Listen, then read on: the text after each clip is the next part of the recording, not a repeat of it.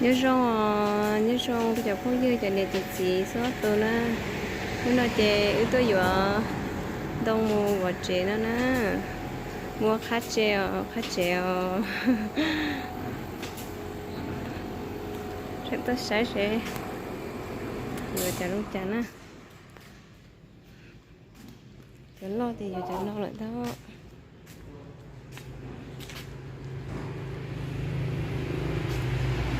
mình chỉ chơi tới phải sáng tận nó thì rồi cho tận nó thế thì trường cơ trường phải xài cho gì chọn cha nữa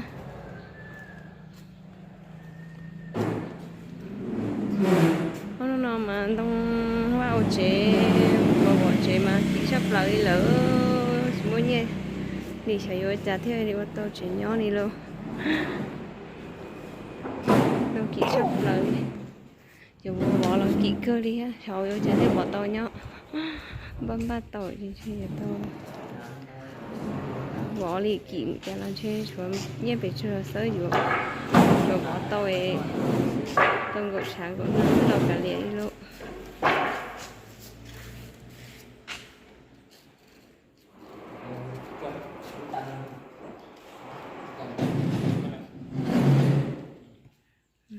trao cho sổ chết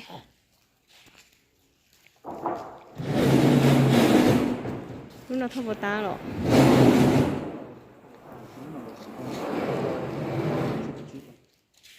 thôi được rồi mà đi thôi đu tỏ tỏ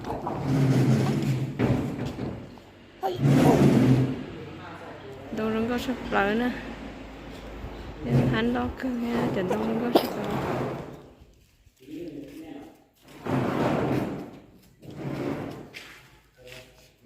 cho nó chỉ có trong cột trai trận nữa nè nó có trong cột trai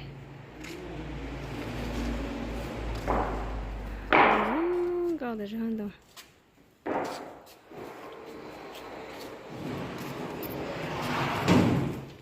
đâu vào chuyện đâu sắp tới nông kỹ đi kỹ hơn lúc xong là chè nông là kỹ sắp tới luôn tên nuôi chè chỉ muốn nghe chè tôi chỉ sao một chè đi lỡ băng tàu gì là dù mình chỉ mua bỏ chỗ bỏ tàu không nói bữa tàu là cả liệt xí luôn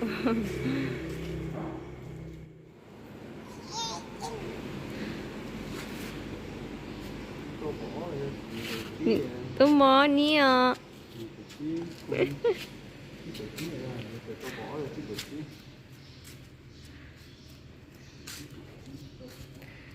nông xịt sầu đi chị lấy cho còn là một xoay gì nữa cho ứ dọn là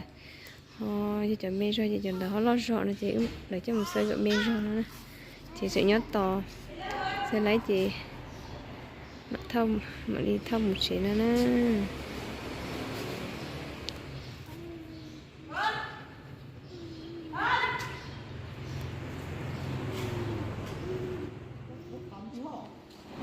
tận cho trận đông nè chơi chờ mới nhận khá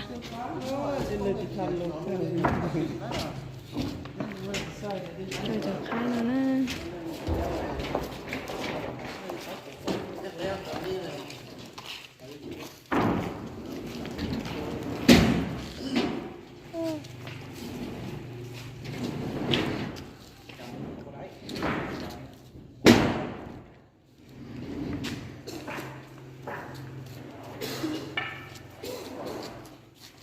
đông nó sẽ chỉ tới những cái gì đó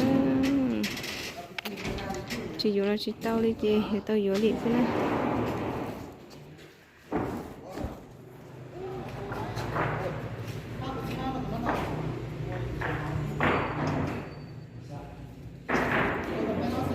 cho nó lú cho chị rồi mất cho khá lợi cho rồi mất cho em đi cho số to nó nè cho lú anh thế cho đến đấy rồi chỉ cho xem đấy đó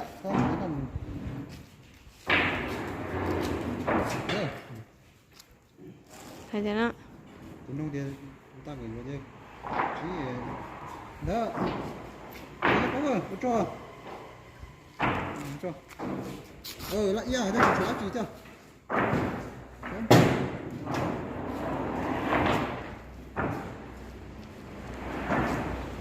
ê lúc con đeo chừng tới cái nó lúc con đeo trời có hay nữa tao nó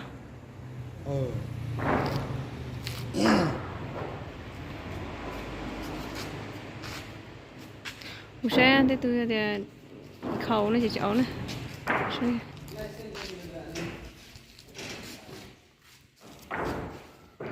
chuyện trả ta rồi thế này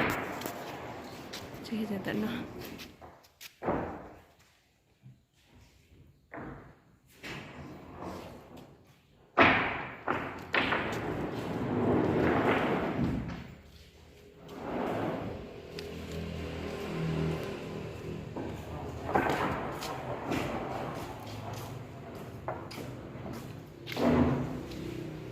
đi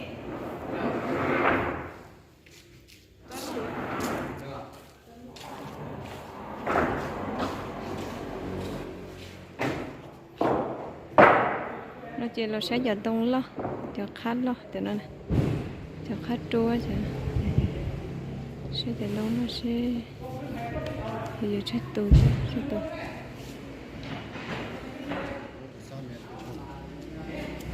chú có chạy cha mẹ lo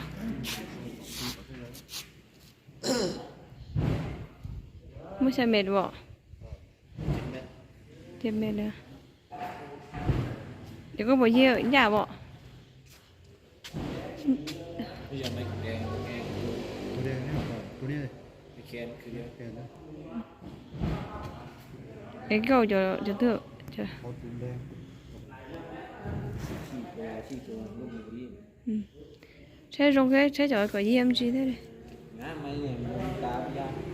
ừ mấy đi đến lửa mấy đi đi cái đây ừ cái đấy tụi mình sư sư mấy bộ ngã mấy bộ nhảy em đây ừ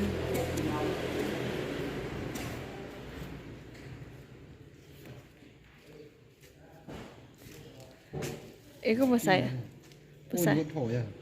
vô hả ôi trời ơi để thầu ôi trốn tụng thế này อีกทีเดียวก็ตะกี้ฉันซ้อตัวใช่เนาะ thế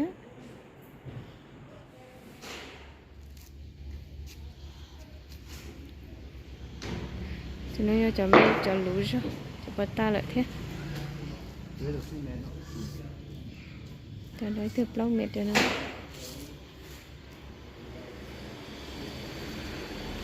được có nhà sư tụ nọ được ạ một lâu lọ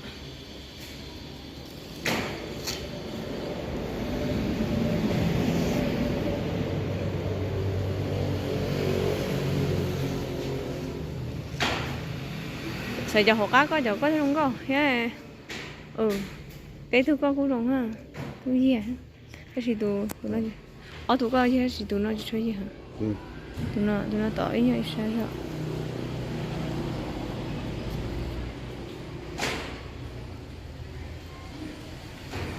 đông có cơ này nè chẳng đông này go yeah cơ chả số to nó là mất ra chả số to chỉ cho nhà chào cái giá chả số đông go cơ ôi chào cái khó sợ chào cái coi đông go được có gì rồi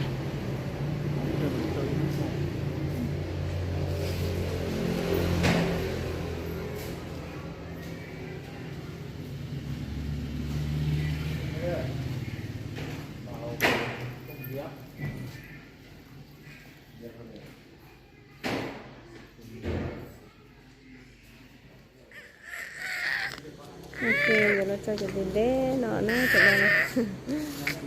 tiền đế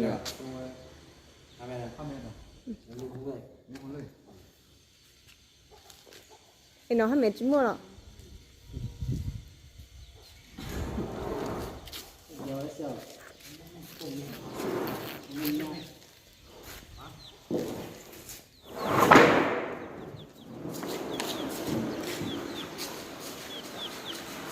cho tiền đế nữa giờ sẽ nó thấp phải cho lụt ta lại để gần đây ơi cho hả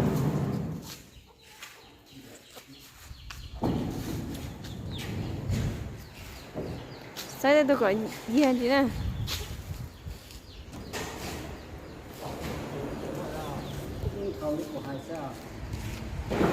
nước không này khốn trợ nè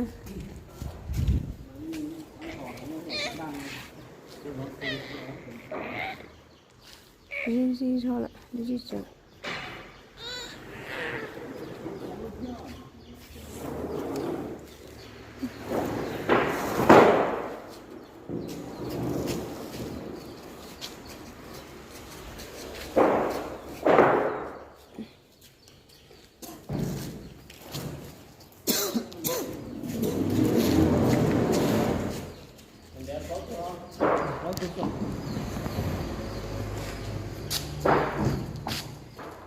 sẽ thấy xe được số nó là chuyện số biết từ thế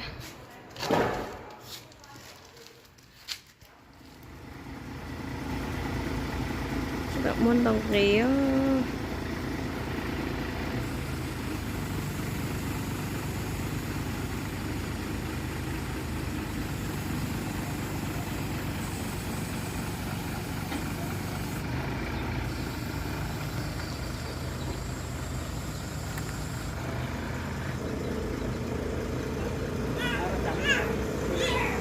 tức là tuổi còn nữa mà mãi cho mà phơi cả sát trong khỏi thế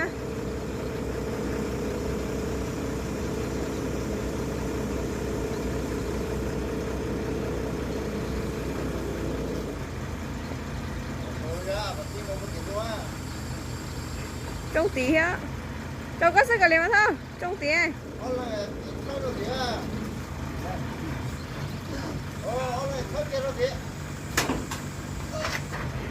chị ra vậy không đa này là cái liền mà cái này là cái liền mà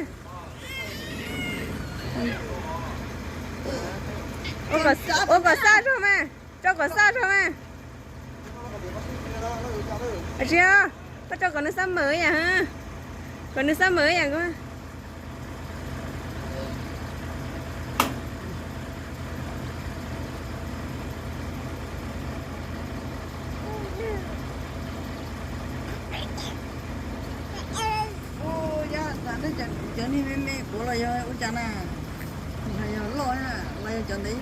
cho nó luôn nó ha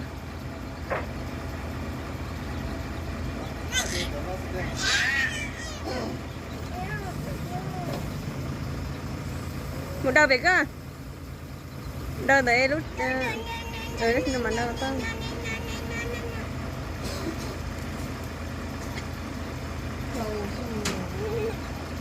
là gì lâu thế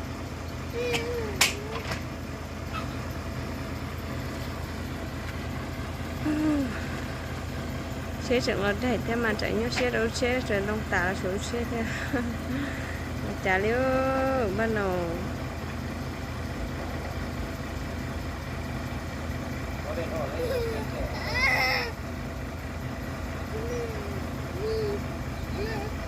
số chấn lo nữa mà làm chẳng mê tảng cái số chấn lo chắc con đó luôn là luôn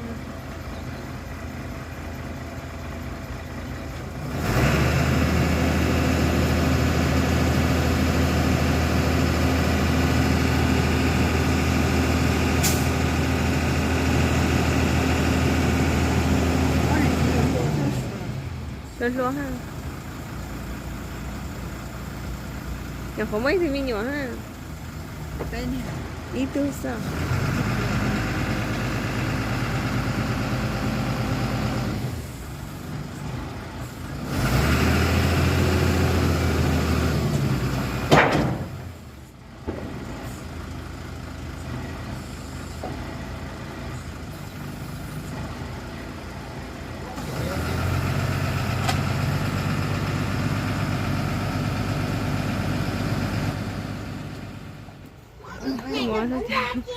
đu lò na chị đua sắp lại nữa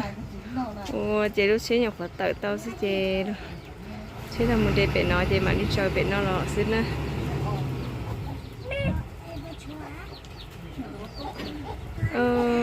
sẽ đang cái lò nó mà nhớ thế thế là tự chị tàu đi nữa mấy lúc chú mà theo tàu ha thì đi tự lấy lọ xin thì tự có thò cho bể nó chị chờ bỏ rồi tự tặng tiền tông tận nó thôi giờ nó mà nó nát chút là liền mà quá chỉ là như chế mù là như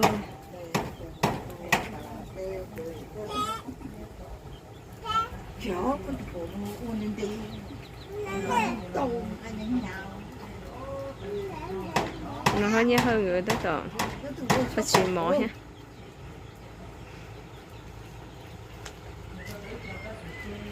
Cái lú trên cái thứ mà tao từ bỏ tao lại thì nó chỉ mỏ tên nữa. Cái lúc mà tụi thưa thằng đồng mà sợ thì sẽ tụi nhau. Chắc là của tụi nó, chắc kia là của tụi nó. Chắc là nó được. Nó chế được đó.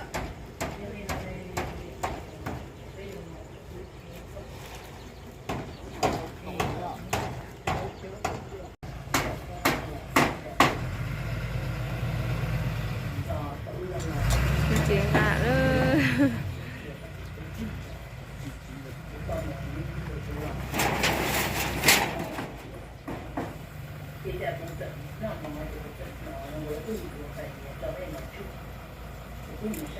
Đây có phải cho nó lo cái kỳ hồi chứ có phư còn nữa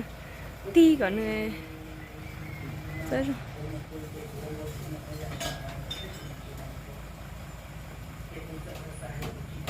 còn nữa lo kỳ gì cho nè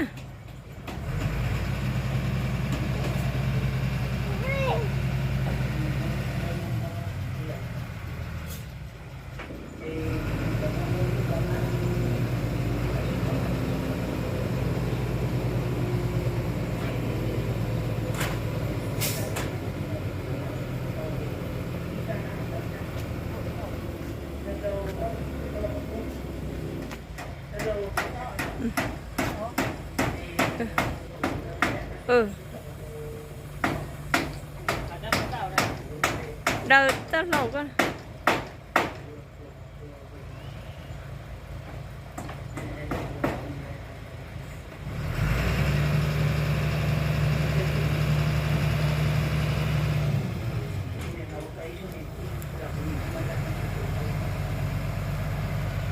nó sẽ là nhà cho nó chỉ nhưng mà tiếc tiền á nó chỉ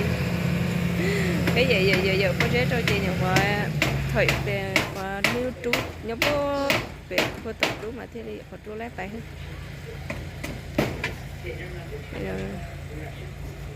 thế này mà đi kia tự lấy thì mà cho sắp đến nơi mà thông đồng hết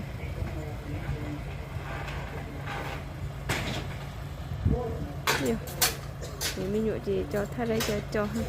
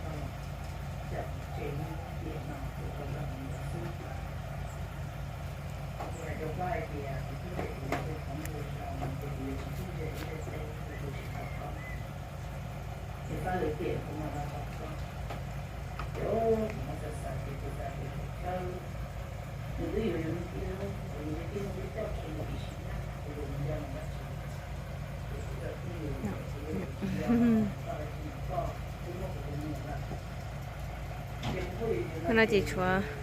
cho đế rồi cho nó cho lú rồi để sửa chân đế rồi cho nó thế để sửa cho con đế rồi thế thôi cho nó cho lú rồi có mệt ha rồi cho nó đi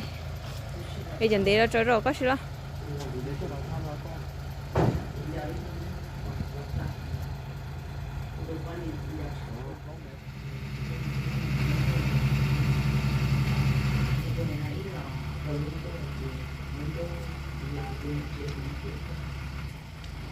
bắt chơi cho nó chân đầy sợ nữa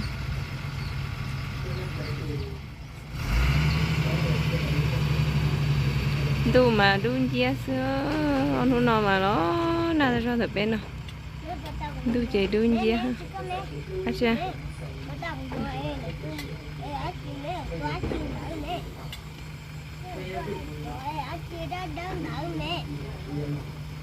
nó chân lên té cho nó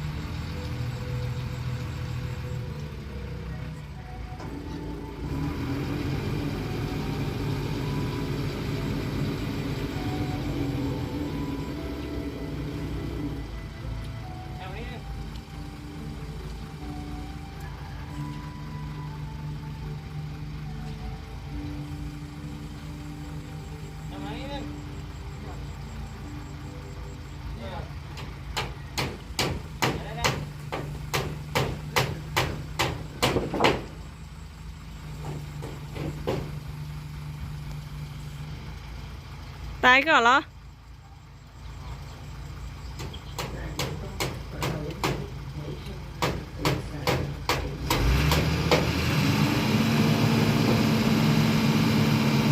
thao tả lên nữa để trở tả nha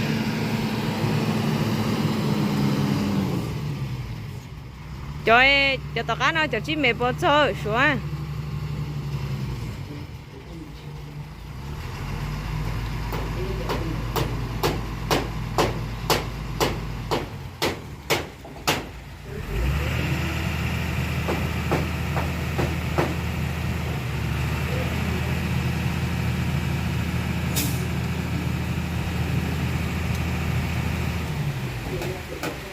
tôi trả cá lần nữa đúng không?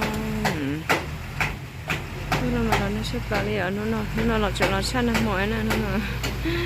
đó nè tới rồi đi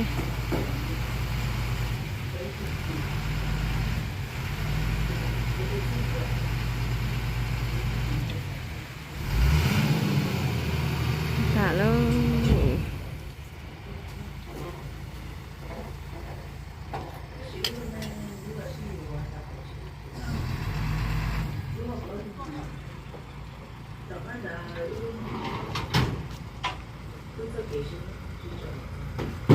cái đó tôi sửa thế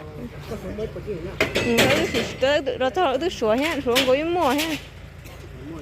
đó là sửa cho có tôi nói này tôi sẽ sửa tay vậy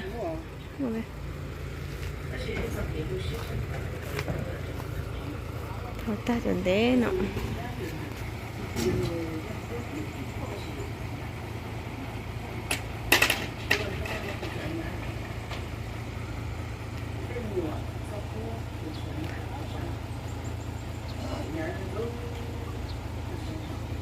cái tài xế này nó có bao nhiêu tao mà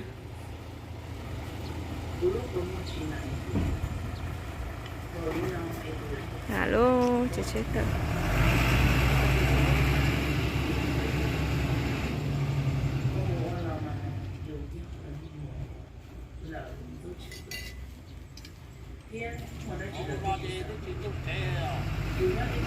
đó bắt ta chỉ tao bắt thầu số bắt tao xả đi nó hết hả mà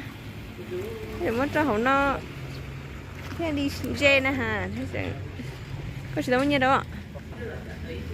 đây này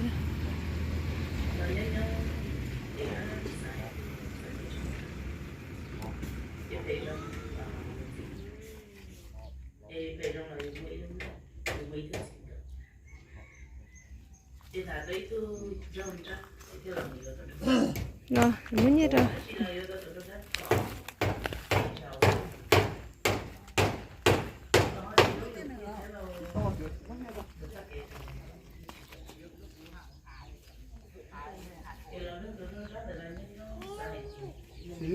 ta chỉ biết là đâu cho ăn con nó chỉ cho con nó chỉ là nhớ sắp lời đi chỉ muốn chú chỉ nhớ được thôi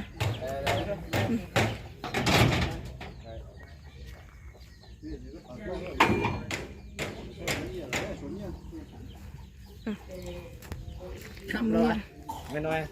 ครบป่ะ chắc là xuống tông rồi cho mẹ nó chuyển đâu cho chị xuống mình chỉ nhua rồi chắc là sửa rồi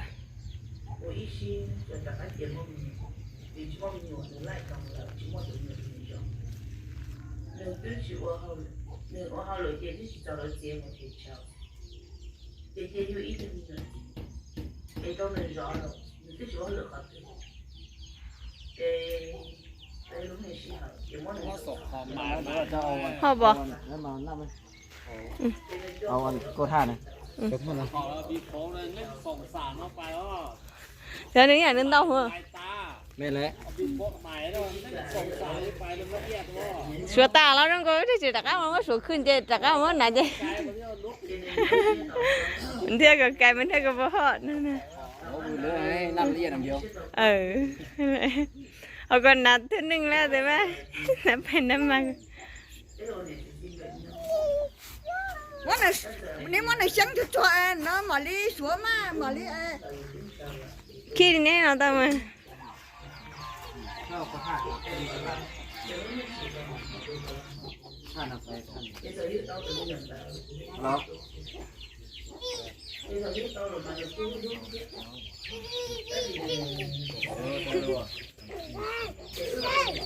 เจ้าส่งมาบ่ได้ไหม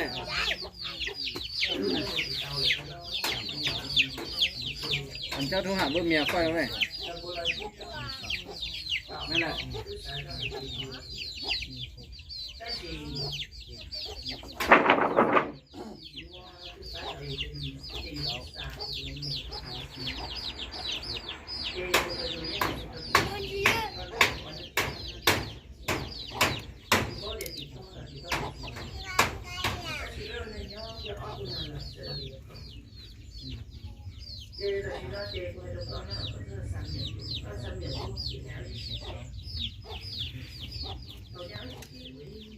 Đấy, rau. Đi. Rau. Dạ. Chưa gì được chưa? Ủa. Đi. Có. Ê. Rau. Chưa. Rau. Dạ. Gì. Chưa. Rau. Đi. Có. Rau. Đi. Rau. Dạ. Gì. Chưa. Rau. Đó. Ê. Rau. Đi. Rau.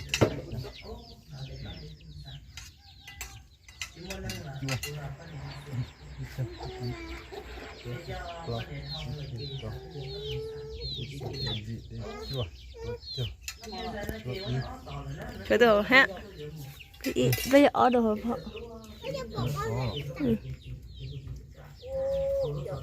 hiện bây giờ tụi có phải ha bây giờ bé